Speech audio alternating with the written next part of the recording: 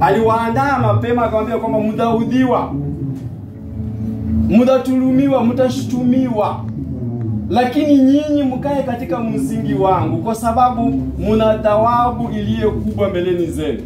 Na tena ni heri nyinyi ambao mnaotulumiwa ama mnaokwaza ama mnaoudhiwa kwa ajili ya jina langu, maana anasema kwamba mtaurithi ufalme wa mbinguni. Lakini anasema kwamba wale ambao watasikia haya ambayo Yesu Kristo amesema ya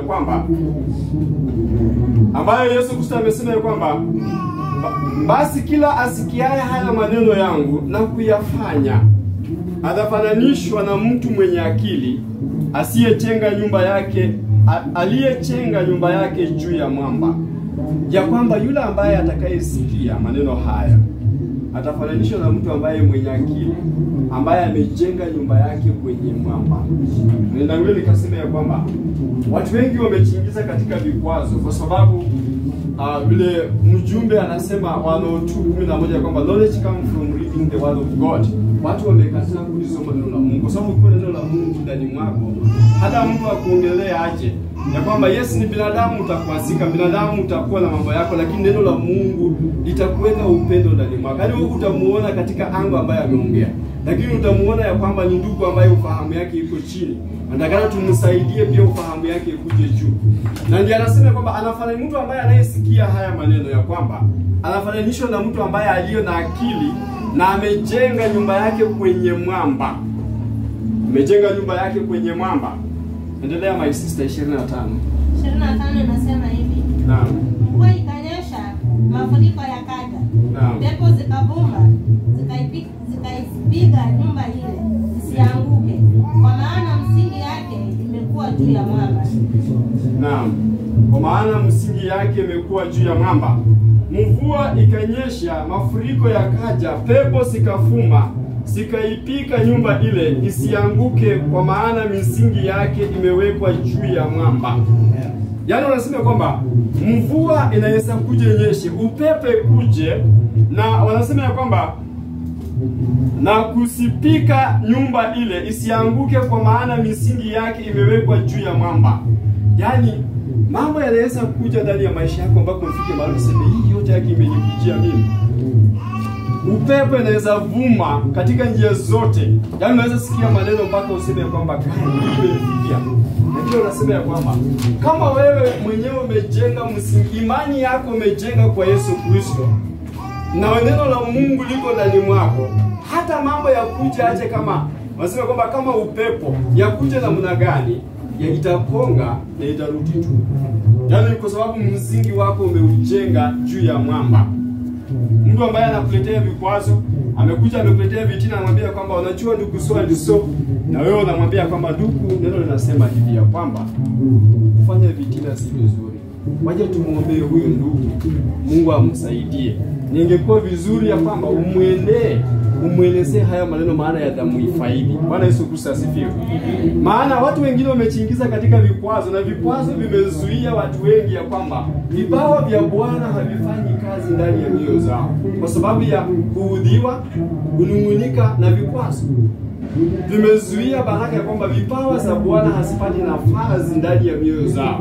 Na ndio Yesu Kristo anasema kwamba kama wewe umejenga katika msingi wa Kristo, aliambia wanafunzi wake ya kwamba kama mmejenga, aliwaambia kwa sababu anawajenga na alijua yule ambaye atakayekuja mbele. Watawaudi, watawaua, watawaangamiza mitume wa Yesu Kristo. Na ni ukweli wewe na mimi tumesoma ya kwamba waliudhiwa, waliangamizwa, na wengi waliuawa kifo kichungu sana. Lakini Bwana anatuambia kwamba kuna watu ambao watakudhihaki. Watakwambia kwamba wewe sasa unakaa hivi unaendelea kumtafuta Mungu. Watakwambia hivi. Lakini je, msingi wako umeujenga wapi? Bwana Yesu Kristo asifiwe. Amen. Endelea my sister 26. 26 inasema hivi. Naam. Na kila asikiaye haya maneno yangu asiyafanye, atafananishwa na mtu mpumbavu aliyejenga nyumba yake juu ya shamba. Basi nasema kwamba mtu ambaye anayesikia maneno haya na asiyafanye atafananishwa na mtu ambaye amejenga nyumba yake juu ya mchanga. Yaani wewe ambaye umesikia hili neno ya kwamba utaudhiwa ukiwa katika hii safari, wewe umefanya agano na Mungu ya kwamba nitakuabudu hadi mwisho, Lakini mawimbi yatakuja, mvua itanyesha, gharika itakuwepo, dhuruba zitakuwepo juu ya maisha yako. Utapitia katika hali iliyo ngumu na hali rahisi. Na wewe usipofuata yale ambayo Bwana amesema, wasema kwamba umefananishwa na nyumba ambayo imejengwa juu ya mchanga. Endelea 27 sasa. 27 inasema hivi. Naam. Mvua ikanyesha, mafuriko yakaja, pepo zikavuma. Ndio. Zikaipiga nyumba ile. Nayo ikaanguka. Nalo anguko lake likawa kubwa. Mvua itakapokuja, majaribu yatakapokuja, vikwazo vitakapokuja, vitina vitakavyokuja juu yako, wanasema kwamba kama haujajijenga katika imani na kwa Yesu Kristo, wanasema kwamba mwanguko ya mtu ambaye anayejua Mungu, ambaye alifanya agano na Yesu Kristo, nasema kwamba anafananishwa na ile nyumba ambayo imejengwa kwenye mchanga. Na wakati mvua inakuja kama katika yenye imekuja last year kule Mombasa ikaua watu, itakapokuza kwamba hiyo nyumba itaanguka na mlio yake itakuwa kubwa.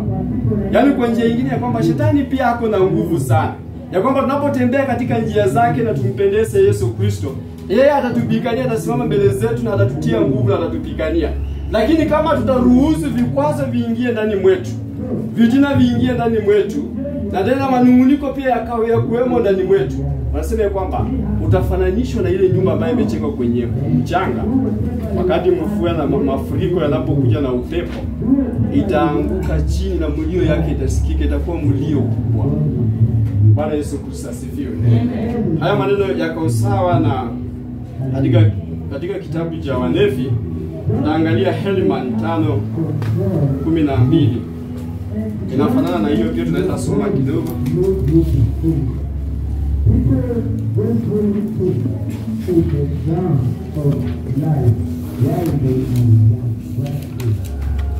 Helaman katika kitabu cha Wanefi. Baba, tunasoma tu verse 1.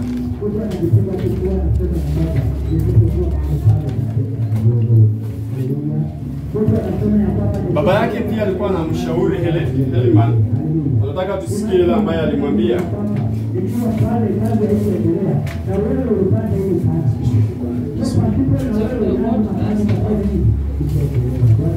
Chapter 486, wala ambao hajapata lugha ya Kiingereza. Verse 12. Chapter number 5, Helaman. Chapter number 5. Tasoma kwa uwezo wa Bwana. Helaman chapter 5 verse 12, it says, "And now, my son, remember that it is upon the rock of our Redeemer, which is the Christ, the Son of God, that you must build your foundation, that when the devil shall send forth his mighty winds, his shaft in the whirlwind, when all his hail and his mighty storm shall beaten upon you, it shall have no power over you to drag you down to the gulf of misery and to the gulf of misery and endless woe, because of the rock upon which you are built, which is a sure foundation, a foundation whereon if men build, then cannot fall." Sema kwamba foundation ambayo wanadamu wakijenga hawataanguka.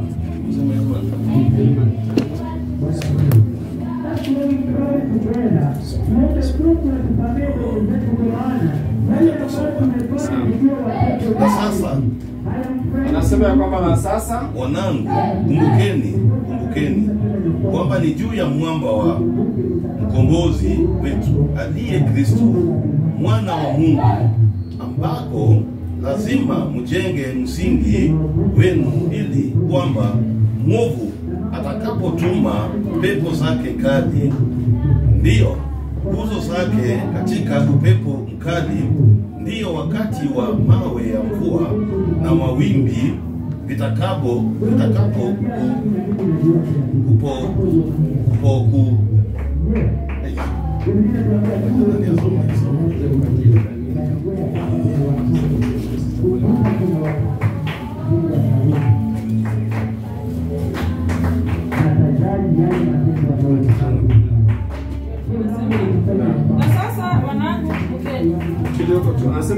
Na sasa wanangu, kumbukeni kwamba ni juu ya mwamba wa mkombozi wetu, ya kwamba juu ya mwamba wa mkombozi wetu aliye Kristo, ambaye ni Kristo, mwana wa Mungu, ambaye ni mwana wa Mungu, ambapo lazima mjenge msingi wenu, ili kwamba Mungu atakapotuma pepo zake kali, ya kwamba tujenge msingi wetu kwa Yesu, ili muovu atakapotuma pepo zake kali, ndiyo nguzo zake katika upepo kali, ndizo nguzo zake katika upepo kali, ndiyo wakati wa mawe ya mvua na mawimbi, ndiyo wakati wa mawe ya mvua na mawimbi,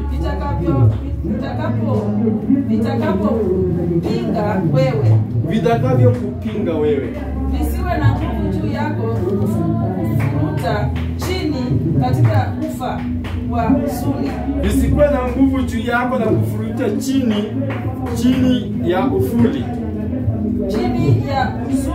chini ya huzuni na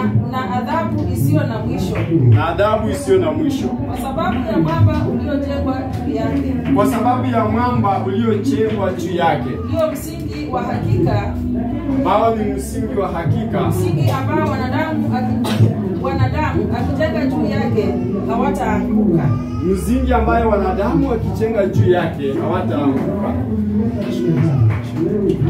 Bwana abariki andiko. Basi Helemani pia alikuwa anaambia watoto wake, amewaita, anawaelezea. Na anawaambia kwamba ni heri mjenge msingi wenu juu ya Yesu Kristo, ambapo msingi huu pepo, wanasema kwamba pepo ambayo shetani ataleta mapepo sema zitakazo kuja juu yenu, na zinaweza kuja zikuwa na nguvu sana, lakini kwa sababu mmejenga kwa msingi wa Kristo, zile pepo hazitawashinda. Na anasema kwamba kwa sababu mmejenga juu ya msingi wake, hata waletea huzuni tena. Kwa sababu kama hamtajenga katika msingi wa Kristo, basi huzuni itaingia. Neno wanasema kwamba yeye ambaye anasema kwamba wala ambao wamejenga kwa msingi wa Yesu Kristo, hata nguvu hawataanguka kamwe. Yaani maneno yanaweza kuja, jambo linaweza kuja la kukuudhi, la kukushusha hadhi kwa sababu ya vikwazo, kwa sababu ya vitina, na kwa sababu ya manunguniko ambayo yametokea. Lakini unasema kwamba msingi wako umeujenga wapi? Bwana Yesu Kristo asifiwe. Yaani mtu anapokuudhi wewe unataka ujiulize kwamba msingi wangu umefika wapi? Watu wanaweza ongea juu yako na wewe umenyamaza tu umefikia.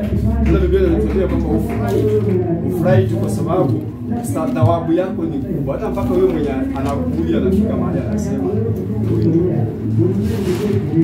hata endelea tena. Bwana Yesu Kristo asifiwe.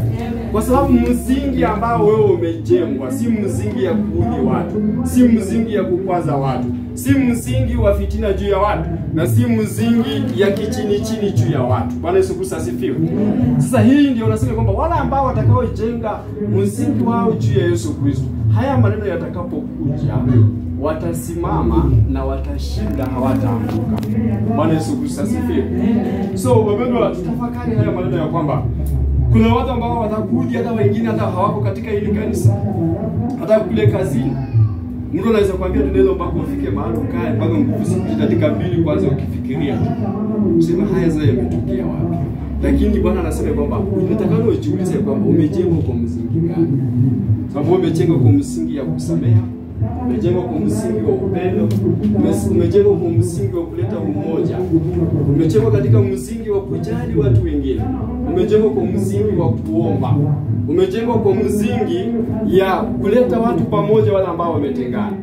Hiyo ndio msingi ambayo Yesu Kristo ameweka.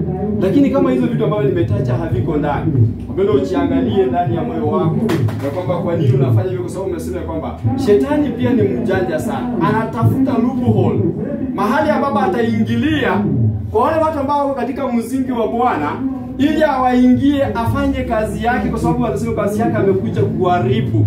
Na yeye pia anakuja na toruba la upepo kwa nguvu sana. Maana anasema kwamba yeye hana macho na hana miguu, atatumia tu ya mwanadamu. Atumia ya mwanadamu, kama mimi nataka tusengenye juu ya ndugu huyu, mimi nitaenda tu mpaka kwake, nikae na yeye tuongee kwa ajili ya huyu ndugu. Amechukua mwili wangu, amechukua macho yangu, amechukua mdomo yangu na amechukua mwili yangu na mimi namuongelesha. Sasa huyu ndugu unapoenda kwake, yeye atakana niambie maandiko yanasema kwamba ndugu, yale maneno ambayo unayofanya hayapendezi. Na sasa mimi huyu atakuwa amenistop. Na kama niko na ufahamu wa Mungu, basi nitatubu na nirejelee Bwana. Na kama sina ufahamu, basi shetani ambaye ananitumia ndani mwangu, na utamshinda tu shetani, utamshinda tu kwa neno la Mungu kama tuendelea kusoma. Bwana Yesu Kristo asifiwe. Wapendwa, wacha tuangalie kwa Biblia. Nataka nimalizie kitabu cha Psalms 44 mstari wa 19. Na tutaangalia ujumbe na kumalizia.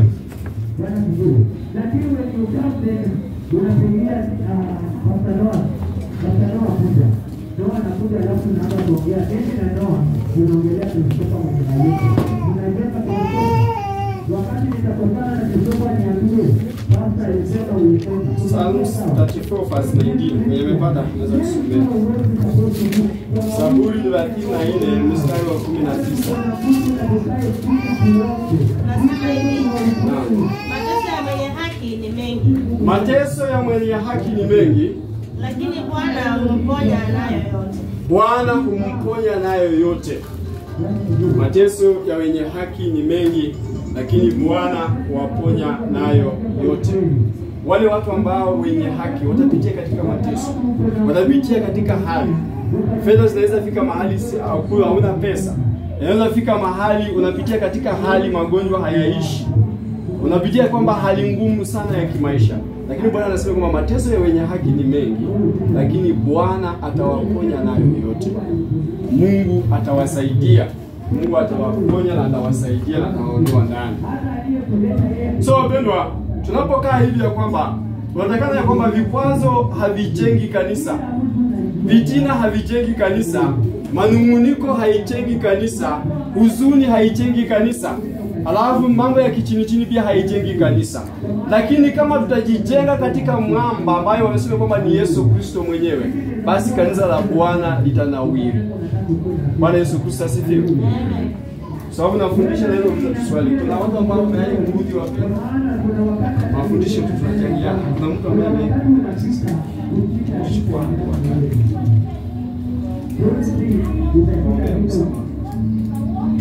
Kuna mwenye ameidiwa. Tunauliza tunapomalizia wapendwa. Kwa sababu nataka tunimalizie katika kitabu cha ujumbe. Unaweza kuwa hapa mtu anayeikudhi kazini. Ni vizuri pia kufunguka roho, kwa sababu ukifunguka roho ndio njia moja pia ya kutubu, unaelekea katika toba. Kuna wale ambao wamewaudhi hapa katika njia. Mtu anayeikudhi. Tunapenda tueleze kidogo. Kwanza. Haji sasa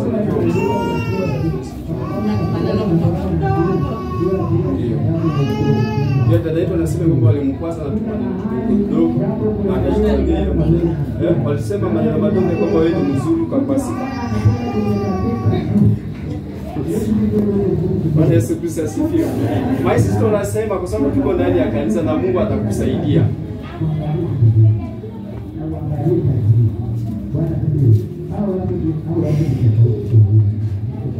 Amepumua sasa na kuelezea.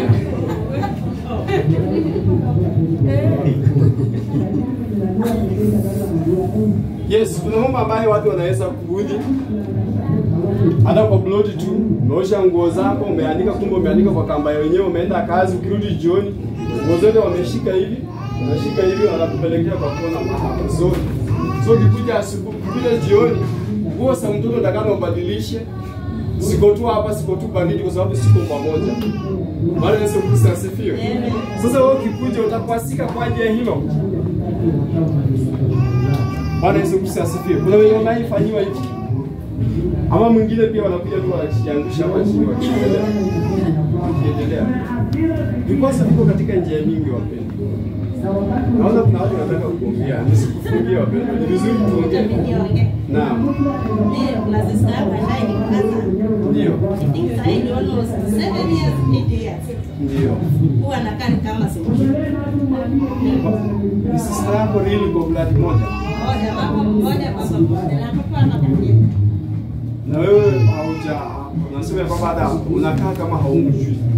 Hata kumpikia tu simu mjulia hali yake. Hata kuna wakati alikuwa mmoja kuna mstari akanipigia simu simshughulika. Sasa Bwana ametuambia hivi. Nika maandiko yake ya kwamba nataka tuwasamehe. Nataka tumsamehe kwa sababu wewe katika hiyo angalia 7 years ungekuwa umeshamsamea. Saa hiyo nafsi ungekuwa umeiokoa akasema kwamba kama kanisa la dada yetu Brenda. Kama dada Brenda amenisamea basi wacha hata mimi niende pale. Nataka uchukue jukumu ya kumsamehe. Umsamehe kabisa na umwambie kwamba uliniudhi kwa ajili ya hili na hili na hili. Alafu Mungu ndiye akufungue kwa ajili ya baraka zako na kwa ajili ya vipaji ambavyo viko ndani mwako.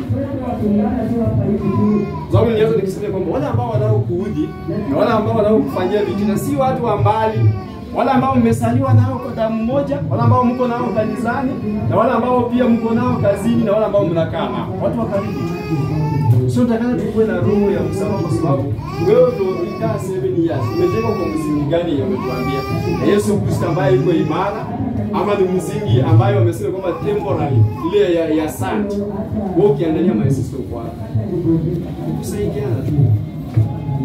Kidogo hapa Yesu sasa.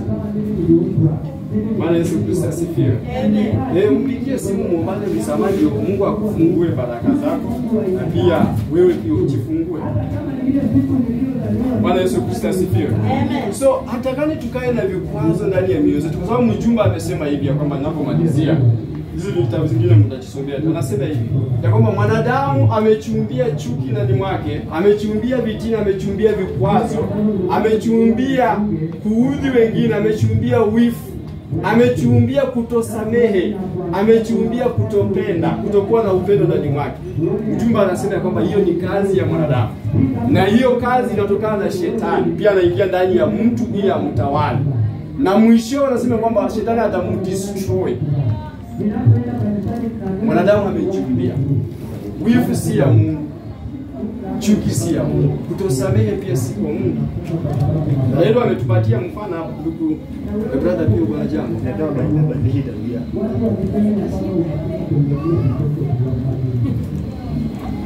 Kama Naweza kuwa namsamehea lakini tabia zake zile zile.